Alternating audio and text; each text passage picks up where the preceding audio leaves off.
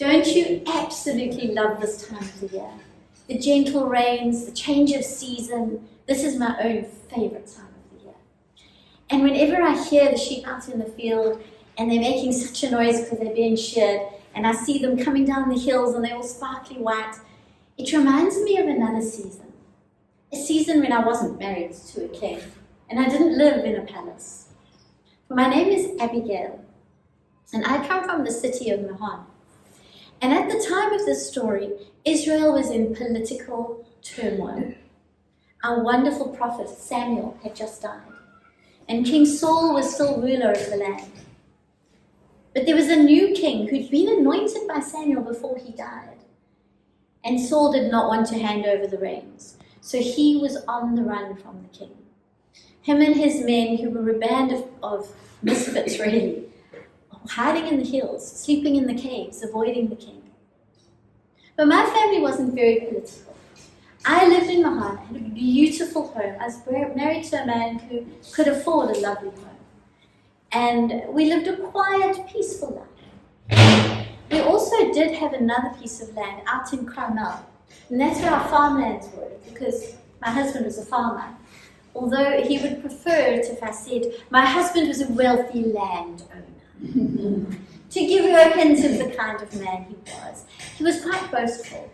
His biggest boast being that he came from the tribe of Judah, for he was a descendant of Caleb. You remember Caleb, one of the few spies who actually believed that God could give us this promised land. Unfortunately, Caleb's God-fearing passion for Yahweh was not evident in his descendant Nabal. For Nabal's name means insolent fool. And unfortunately, he lived up to his name. So it was not a marriage made in heaven, as you would say, but it was a marriage. And I honored God. I was grateful for what we had.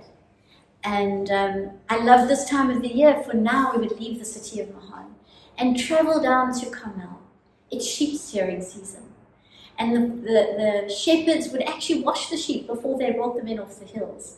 So they'd be all sparkling and clean, and they'd be surrounding our little farmhouse as the shearers came in to shear them. And the shearers were amazing. I loved to watch them. For with these simple clippers in one hand, they'd hold the sheep and remove the whole fleece in one piece. And all of that year's work from the sheep that was weighing them down would suddenly be lying down on the floor. And the little sheep would and they'd wander off and scatter up into the hills. And I loved the smell of the sheep. You could smell the oils. You could hear the shepherds and the shearers talking outside. And inside it was time of festival, for we would celebrate God's bounty at this time with feasting. And that was my department. So I would gather the servants and we would prepare beautiful roast lamb. We would prepare fresh breads, fig cakes. It was lovely. I loved doing it. And it was this one time we were at Carmel. And I was still busy in the kitchen, controlling the staff, and I was dressing a lamb myself. I had olive oil on my hands when one of the laborers came inside. And he came up to me and he looked really upset. He said to me, "I need to speak to you." Now, he's just a lowly servant. For him to come in and address me means something is wrong. So I wiped the oil off my hand and I delegated someone else to my task, and I said, what's the matter? And he proceeded to tell me that King David was hiding in the hills. His men had come down, just 10 young men on horseback. And they'd come to Nabal and they'd said to him, "Greetings, prosperity to your family, and celebration for the harvest festival. We are asking for some food, because while your sheep, all 1,000 of them, and your 3,000 goats were up in the hills, our group has taken care of them. If you ask your shepherds, you've not lost one, because we stood guard over them, not to a bandit or to a predator, and we did it willingly. Could we share in your feast?" And that fool Nabal, puffed up with his self-importance and pride, he did what nobody else would do. It's general hospitality to feed people at a feast, yes, and someone who's helped you With no charge? Yes, not Nabal. Apparently, he just crossed his arms and said, "Who is this David, son of Jesse?" Questioning his bloodline. They're from the same tribe. He knows exactly who David is. He went on to insult him further. He said, at best, he's just a bandit, a thief. At worst, he's a traitorous fool. And I will give you nothing. And my laborer said he'd been standing there in shock, and he saw the men's face change. And without a word, each of them mounted onto their war horse and rode away. And he feared for our very lives, for this was a supreme insult to the future king of Israel. And I could feel my hands go clammy. What was I going to do? Because I know our culture. Pride is not something that you just insult, not of a great man, not of someone who you owe. And you just reject them with insult? And I looked across at the room and I said to the servants, take those 5 dressed sheep, load them onto donkeys right now. I want you to take those 100 loaves of bread, pack them in baskets and put them on a donkey. Take those fig cakes, all 200, I need those as well. 2 vases of wine, 2 of the big vats, put them onto a donkey, seal them tight. I need 100 of the raisins. I need some of those custards, please, and 5 sheaves of barley. And I said to the servant, I said, start them on the road. Head them out towards the hills. I will be right there. And I ran to my room and I just quickly grabbed a coat, ran back, jumped onto my donkey that my laborer was holding for me, and that poor animal got such a fright when I kicked him like I've never kicked him before, because I needed to catch up to the caravan and get in front. This wasn't something my staff should have to deal with. And I caught up to them fairly quickly at the pace I was going, and I wove through them, and I got to the head of the line. Now that I'd done this, what am I going to say? What do you say to someone who's been insulted by the head of your home? What is he going to say to me? And my heart was pounding in time with the horse's hooves, and the dust was in my throat that I didn't even know if I'd be able to say anything at all. And I rode at the front of the caravan, and when I glanced back, they'd fallen a bit behind, and I think it was on purpose, because we knew we were going to face David and his men. It was quite a long ride, and eventually we came to a place where there were 2 high rises on the side, and then there was a narrow path that only one animal could fit through at a time. And it was as we got there, I looked up from guiding my donkey over the rocks, and in front of me was David and 400 armed soldiers.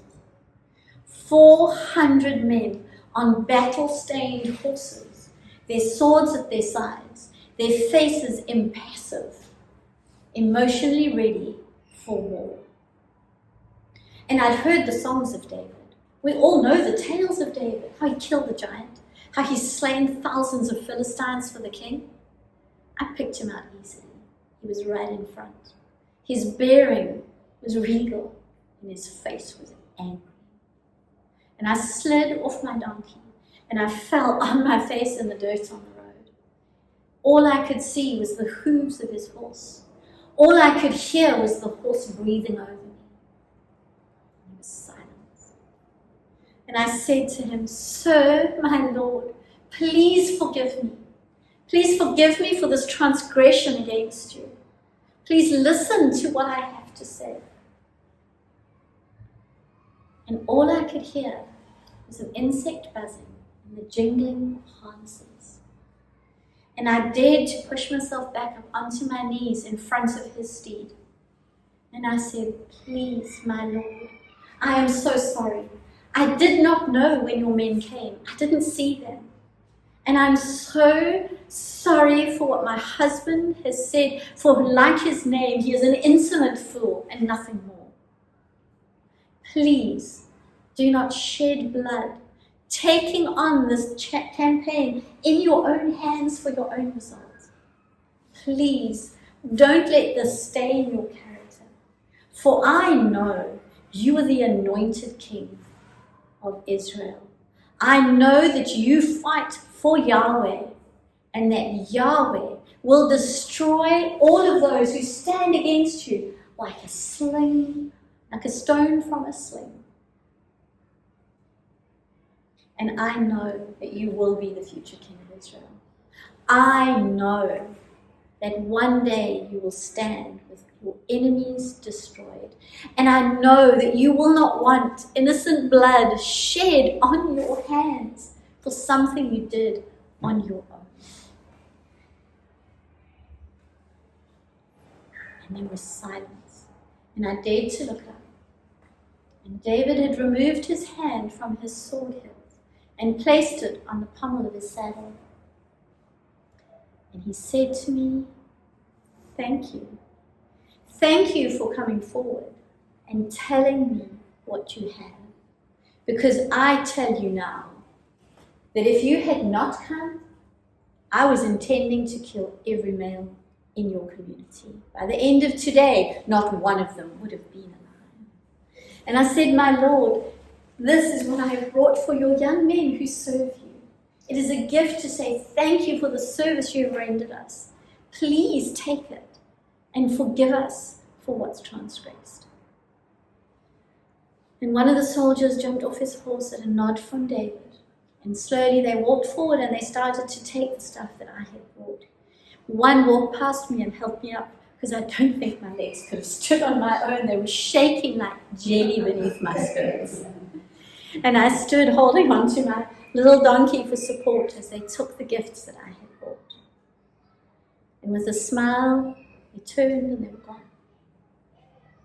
And my staff stood like this in shock. We had just met to the rebel king. He had listened to a mere woman and allowed my words to change his heart. We rode home in silence, just thinking of what this had meant. And when we got home, tired, dusty, thirsty, the party was in full swing. The lights spilled out from the door, and we could hear them drinking and laughing and eating what was left of the food we'd left behind. And I couldn't face joining them. So I simply went and closed up the kitchen and I went to bed. And the next morning when I woke up, it was to the sound of household noises. You know, someone moving dishes, someone washing, people talking and laughing. Could still hear the goats and sheep outside. And I got dressed, I covered my hair, and I started to tidy up the mess from the feast. All I could think of was David's words and his kindness. And then I heard my husband calling for me. "Where's that woman? Why was she not at the feast last night? And I see there's food missing. What's going on? Who's been stealing from me?" And I confess I was quite angry.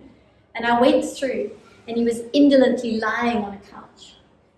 He still had on the same dirty clothes that were stained with juices from the meat from the night before. He smelt of alcohol, and his hair was dirty and greasy as it strangled across his forehead. And without allowing him a chance to speak, he was still halfway with food to his mouth when I told him what I had done. And I told him how 400 armed men had been coming to destroy our community because of his foolish greed and false pride. I told him I had given that food to David and his men for the service that they had rendered us and averted an incredible tragedy that would have been just because of his foolishness. And as I spoke, he sat there with this food half to his face, and his skin went grey.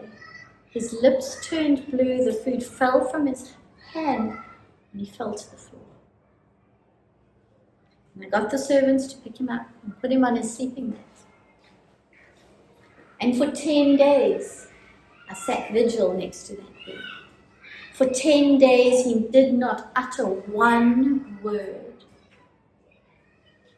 The servants brought me food and drink, and I sat. And on the 10th day, not a word coming out of those blue lips. With one last wheezing breath, he died. And I can't say that I was upset. And can't say I was exactly heartbroken. But my future was in line. For as a widow, I have no standing in the community, and the wealth does not belong to me, it belongs to Nabal's family. So the most likely scenario, they will send a cousin or a brother or someone to marry me and keep it within the family. And Nabal's family is not one I really want to stay married into. So I prayed, God, please, just give me a pension. I'll go and live in one of the small outhouses, I don't mind. But just let me be away. And we were busy preparing Nabal's body for burial, as is our custom, when we heard the jingling of harnesses outside and hoofbeat. And I went to see who was there. And it was some of the soldiers from David's camp. And they came with a message. They came there to say, thank you for the food, and we have heard that your husband has died.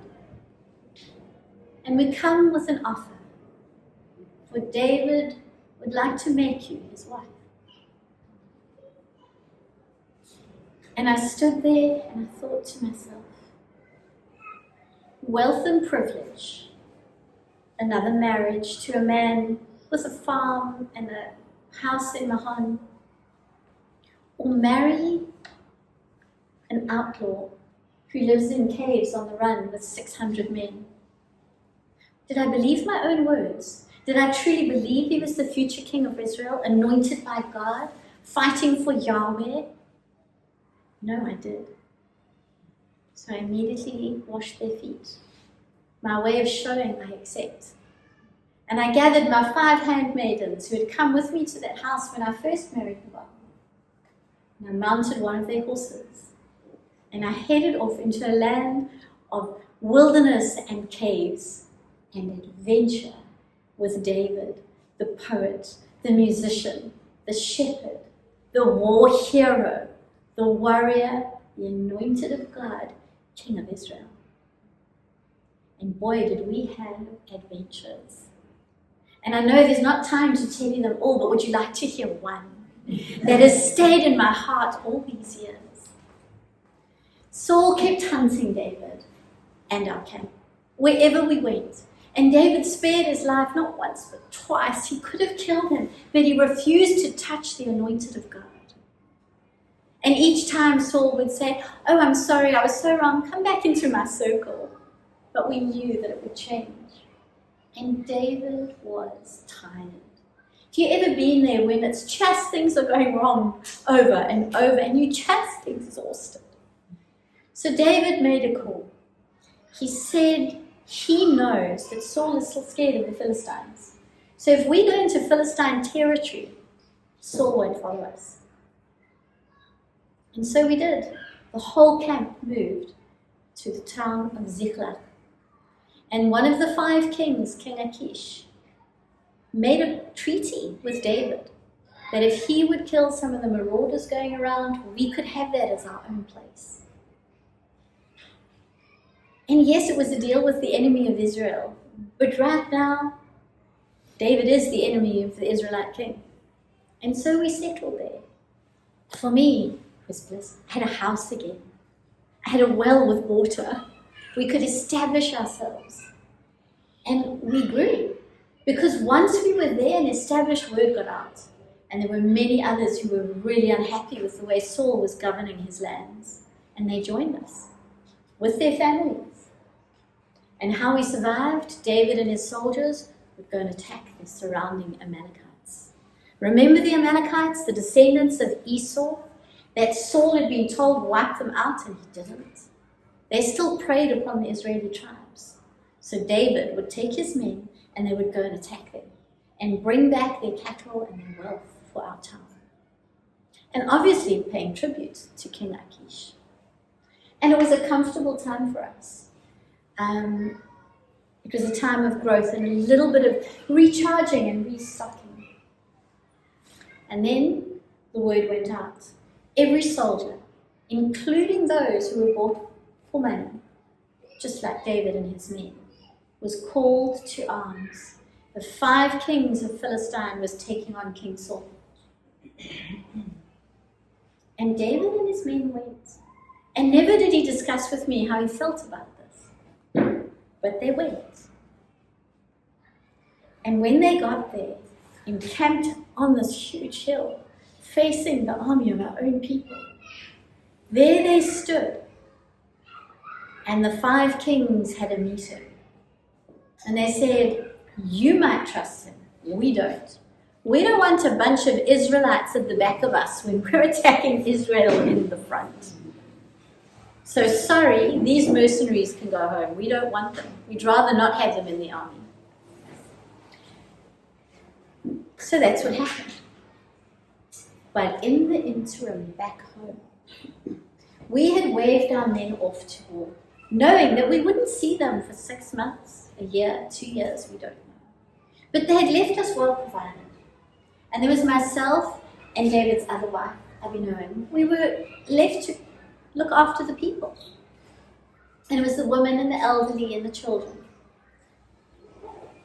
And life carried on as usual. It was quiet and peaceful and, cooking, cleaning, looking after the children. And then one day, that peace was disturbed. We heard screaming. We heard the sound of galloping horses. And the Amalekites attacked us. They must have known David was gone. And they came en masse. They rounded all of us up into a pack of frightened, just petrified people. They took all our wealth. They took all our livestock. And then they set the town of Ziklag ablaze. And they herded us out with our livestock away from Ziklag, deeper into their territory. And we turned and we saw the land burning. And hope disappeared from our hearts. Our men are gone. We don't know when they'll even know we were taken. How will they ever find us? And if you've been a captive to the Amalekites, they are known as one of the most cruel, barbaric people. They will trade us for slaves if we're lucky, and far worse if they keep us. And they pushed us hard. Through the day, they gave us no water. They whipped us. They ran at us with horses. For those who couldn't walk, we had to carry them. Abinoam and I tried to put the children right in the middle so we could keep them safe. But we were scared and hopeless. And they kept us at that pace for days. I can't remember how long. Have you ever been so thirsty that your lips are cracking and bleeding? And your tongue feels huge and it's stuck to the roof of your mouth. And the dust is making tracks in your tears that are mud. Until you can't have any fluid left to cry. And they pushed us hard. They were so evil. One of their own slaves, an Egyptian, became sick. And instead of helping him or sharing a horse with him, they kicked him to the side and left him there to die. And pushed us on. Just shortly after that, we came to an area where they obviously felt safe, where they thought our men would never find us. So they set up camp for the first time. They mocked us. They started to tell us how they would cut off our hands, how they would rape us, how they would destroy our very souls. And while doing so, they started to celebrate with wine. Lots and lots of wine. And we stayed huddled together. Safety in numbers. No one stand out. Just keep together. And as we stood there, I looked out across the campfires. It looked like there was something there. Were there wild animals here we were camping? Something was moving out in the bushes. We had a restless night. Eventually, the Amalekites fell into a drunken, deep, deep sleep. Just as dawn came, we heard war cries. We heard Israeli war cries. They found us. And the men came pouring into the camp. Before the Amalekites could even wipe their sleep out of their eyes, they were being routed and destroyed. Barely 100 of them got away.